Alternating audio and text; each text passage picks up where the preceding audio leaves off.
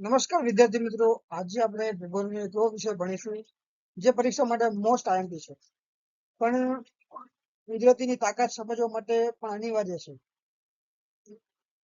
મિત્રો, પૃથ્વી પરના જે ખડકો ક્યારે અમર નથી હોતા. તાપમાન, વરસાદ અને હિમ જેવી કુદરતી અસરોને કારણે ખડકો તૂટે છે, જેને આપણે અપક્ષય કહીએ છીએ. અને આ પ્રક્રિયામાં બે મુખ્ય આકારો છે, બે મુખ્ય પ્રકાર છે. એક તો ખંડ વિભાજન અને કણ વિભાજન. સમજ્યા?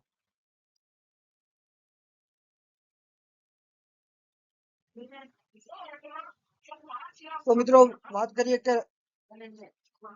તમે જયારે મિત્રો વિચાર્યું છે કે રસ્તા પર જે પડેલા પથ્થરો કે ખેતરમાં રહેલી જે માટી ક્યાંથી આવી હશે? શું પર્વતો પણ ક્યારે રડે છે કે તૂટે છે? તો હા, કુદરત એક એવી પ્રક્રિયા છે જે લોખંડ જેવા મજબૂત પથ્થરને પણ તોડીને ભૂકો કરી નાખે છે. તો આજના વિડીયોમાં આપણે ભૂગોળના સૌથી મહત્વના પરીક્ષામાં વારંવાર પૂછેલા ટોપિક વિશે આપણે ભણવાના છીએ. હજી બીજી વાર રિપીટ કરી દઉં, ખંડ વિભાજન અને કણ વિભાજન. આ માત્ર વિજ્ઞાન નથી, પણ પૃથ્વીના બદલાતા ચહેરાની કહાની છે. આપણે જાણીશું કે કેવી રીતે સૂર્યની ગરમી અને રાતની ઠંડી પથ્થરોમાં તિરાડો પાડે છે, અને કેવી રીતે વિશાળ ખડકો રેતીના કણોમાં ફેરવાઈ જાય છે. જો તમે પણ આ પ્રક્રિયાને સાવ સરળ ભાષામાં અને ઉદાહરણ સાથે સમજવા માંગતા હો, તો આ વિડીયો તમારા માટે છે. નોટ અને પેન લઈને તૈયાર થઈ જાઓ, કારણ કે આજના લેક્ચરમાં 5 માર્ક્સના એકદમ પાક્કા થઈ જશે તમારા 5 માર્ક્સ. તો ચાલો શરૂ કરીએ કુદરતના અનોખા કામની સમજૂતી. વિદ્યાર્થી મિત્રો, હવે આપણે આ પ્રકરણમાં એવા હાર્દ સમાન ટોપિક પર જઈ રહ્યા છીએ જે ભૂગોળની સમજૂતીના પહાડોને પણ ટુકડે કરી નાખે છે. આ પ્રક્રિયાને આપણે ભૌતિક અપક્ષય કહીએ છીએ, જેના બે શક્તિશાળી પ્રકારો છે, ખંડ વિભાજન અને કણ વિભાજન. આ મિત્રો વાત કરીએ કે ખંડ વિભાજન વિશે. કે મિત્રો, તમે ક્યારે ઉનાળાની બપોરમાં રણ પ્રદેશ કે ખુલ્લા મેદાનમાં ગયા છો? ત્યાંના ખડકો પર સૂર્યના કિરણો જ્યારે પ્રથમ તાપ વરસાવે છે, ત્યારે તે ખડકો ગરમીને કારણે પ્રસરે છે, અને જેવી રાત પડે અને ઠંડક વધે, એટલે કે ખડકો સંકોચાય છે. લાખો વર્ષ સુધી રોજ સવારે ફૂલવું અને રાત્રે સંકોચાવ. આ જે ખેત તાપણને કારણે ખડકોમાં ઊંચી એટલે કે ઊંડી તિરાડો પડવા લાગે છે. અંતે એવો સમય આવે છે કે આખો વિશાળ ખડક કોઈ મોટી ઈંટ કે બ્લોકની જેમ તૂટીને અલગ થઈ જાય છે. આને જ કહેવાય ખંડ વિભાજન. પરીક્ષામાં યાદ રાખજો કે જ્યારે ખડકો મોટા ટુકડામાં વિભાજિત થાય છે, ત્યારે તે ખંડ વિભાજન છે, અને આ પ્રક્રિયા ખાસ કરીને તાપમાનમાં મોટા તફાવતવાળા વિસ્તારોમાં વધુ જોવા મળે છે. વાત કરીએ આપણે ખંડ વિભાજન વિશે, કે ખંડ વિભાજન એ કુદરતનું હથોડું છે. મિત્રો, તમે ક્યારે ઉનાળાના બપોરે અંતે એવો સમય આવે છે કે આખો વિશાળ ખંડ કોઈ મોટી ઈંટ કે બ્લોકની જેમ તૂટીને અલગ થઈ જાય છે. આને જ કહેવાય ખંડ વિભાજન.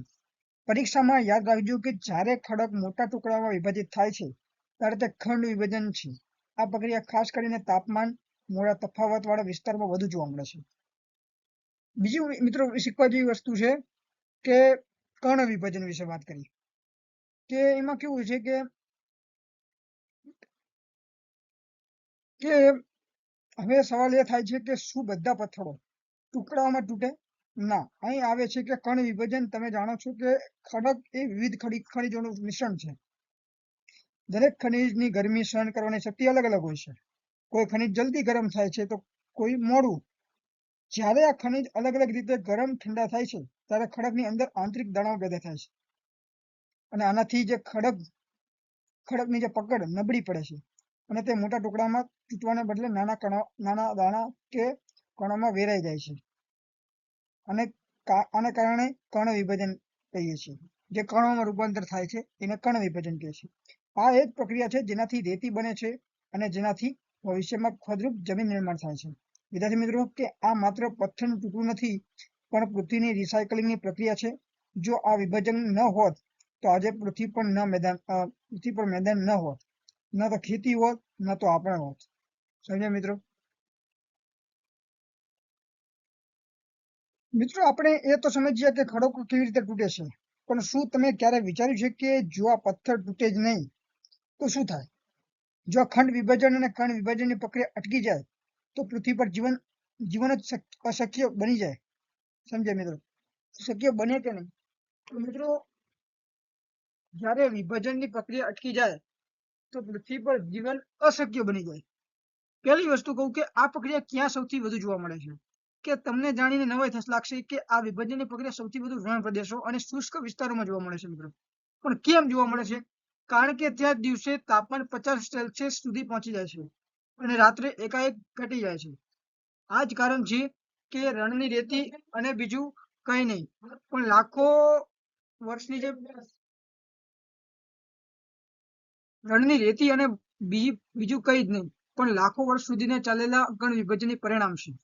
જ્યારે પર્વતીય વિસ્તારમાં ખડકોની તિરાડો પાણી ભરાય છે અને રાત્રે જ બરફ બનીને ફાટે છે, ત્યારે આપણને ખંડ વિભાજનના મોટા મોટા ટુકડાઓ જોવા મળે છે. બીજું મિત્રો કારણ હોય છે કે માનવ જીવન માટે તેનું મહત્વ, ધ ગિફ્ટ ઓફ નેચર, કે આપણે જે ખેતી કરીએ છીએ, જે અનાજ ખાઈએ છીએ, તે કણ વિભાજનને આભારી છે.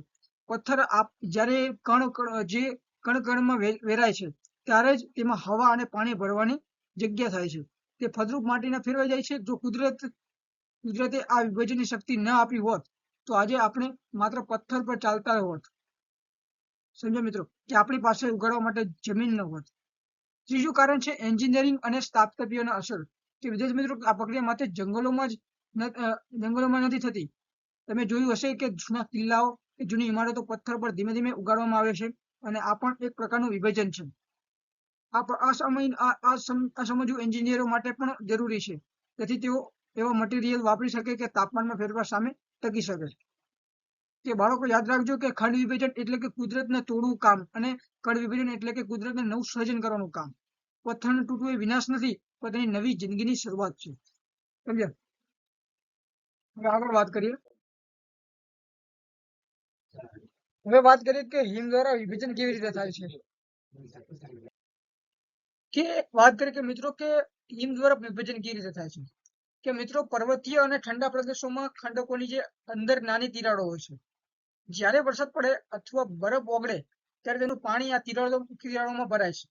દિવસ દરમિયાન બધું સામાન્ય લાગે છે, પરંતુ જેવી રાત પડે અને તાપમાન ગગડીને 0 સેલ્સિયસ થી નીચે જાય ત્યારે આ તિરાડોનું ભરેલું પાણી બરફમાં ફેરવાય છે.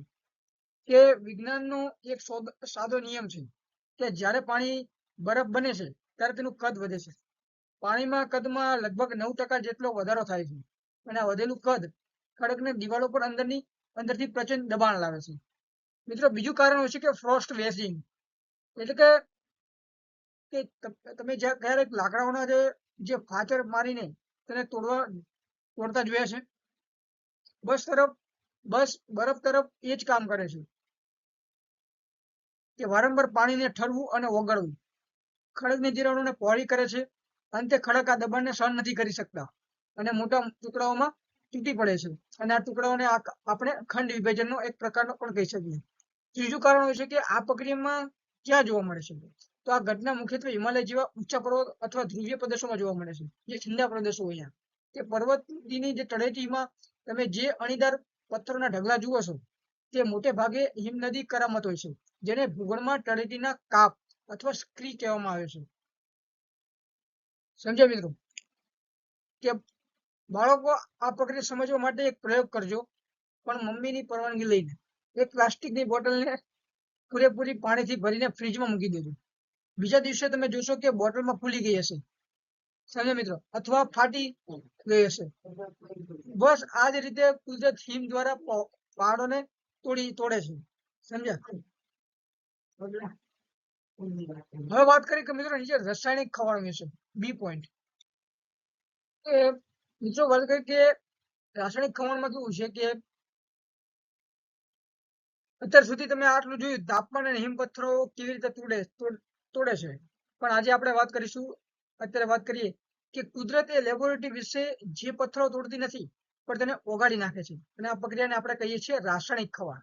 જ્યારે ખડકોમાં રહેલા જે ખનિજો પાણી, ઓક્સિજન કે કાર્બન ડાયોક્સાઇડ સાથે પ્રક્રિયા કરે છે ત્યારે ખડકોનું રાસાયણિક બંધારણ બદલાઈ જાય છે ને નબળા પડે છે અને ધીમે ધીમે ફૂકો થઈ જાય છે. સમજ્યા? એનું કારણ શું છે કે પહેલું કારણ હોય છે ઓક્સિડેશન, કે લોખંડને કટાવવું. કે વિદ્યાર્થી મિત્રો જે ખડકોમાં લોહ તત્વ એટલે કે આયરનનું પ્રમાણ સૌથી વધારે હોય છે કે જ્યારે હવામાં જે ઓક્સિજન અને ભેજ સાથે સંપર્કમાં આવે છે ત્યારે તેના પર કાટ લાગે છે, લોખંડમાં પણ કાટ લાગે છે. તમે જોયું હશે કે અમુક પથ્થરો લાલ કે પીળા રંગના થઈ જાય છે. એ બીજું કઈ નહીં પણ ઓક્સિડેશન છે. આનાથી મજબૂત પથ્થર પણ નબળો પડીને ટૂંક સમયમાં તૂટી જાય છે. બીજું કારણ હોય છે મિત્રો કાર્બોનેશન કે વરસાદનું પાણી જ્યારે વાતાવરણમાં નીચે આવે છે ત્યારે તે હવામાન કાર્બન ડાયોક્સાઇડ સાથે પડે છે અને કાર્બોનિક એસિડ બનાવે છે. અને હળવો એસિડ જ્યારે ચૂનાના પથ્થર પર પડે છે ત્યારે તેને ઓગાળી નાખે છે અને આ પ્રક્રિયાથી જમીનની અંદર મોટી ગુફાઓ બને છે.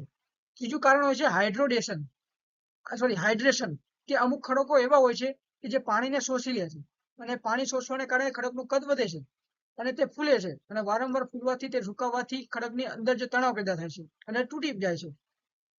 ચોથું કારણ હોય છે દ્રાવણ સોલ્યુશન કે ઘણા ખનિજો જેમ કે મીઠું કે પોટાશ સીધા પાણીમાં ઓગળી જાય છે અને વરસાદનું પાણી આવા ખનિજોને પોતાની સાથે ઓગાળીને વહાવી જાય છે જેથી ખડકોનું છિદ્રાળું અને નબળા બની જાય છે.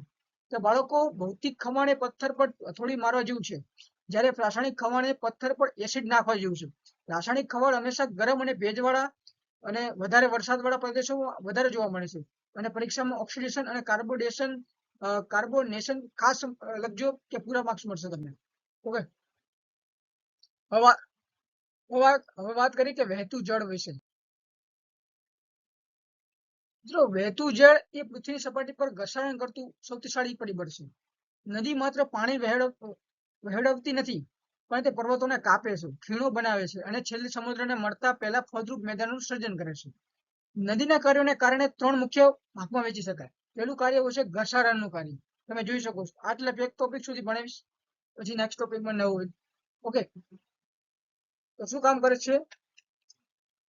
ઘસારણનું કરે કે જ્યારે નદી પર્વત પરથી ખૂબ જ ઝડપથી નીચે ઉતરે છે ત્યારે તે પોતાની સાથે પથ્થરો અને કાપ ઘસેડી લાવે છે અને આ ગતિને કારણે તે પર્વતો વી આકારના ખીણ અને ઊંડી કોતરો બનાવે છે. તમે જોયા હશે કે એવા જળધોધ પણ નદીના ઘસારણનું પરિણામ છે. સમજ્યા મિત્રો?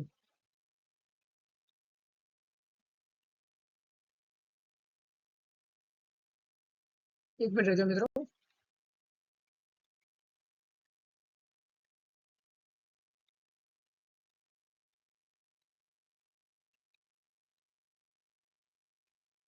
ઓકે મિત્રો, આ વિડીયોમાં આટલું જ.